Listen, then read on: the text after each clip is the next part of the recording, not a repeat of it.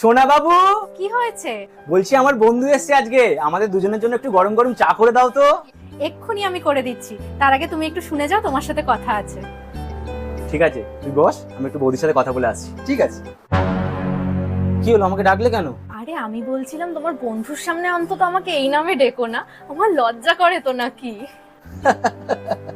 আরে বাবা, আমি আমার নিজের সোনা বাবুকে এই নামে ডাকবো না তো কাকে ডাকবো? ঠিক আছে, তুমি গিয়ে বসো, আমি তোমাদের জন্য চা করে আনছি। ঠিক আছে।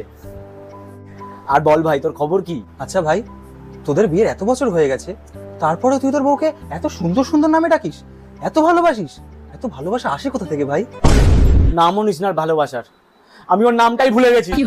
ওর নাম মনে পড়ছে না, আর ওর নামটা জিজ্ঞেস করার মতো সাহস আমার মধ্যে নেই। তার মধ্যে থেকে বিয়ের কার্ডটাও খুঁজে পাচ্ছি না, কোথায় রেখেছে কে জানে। আর বল, তুই কেমন আছিস? ভালো।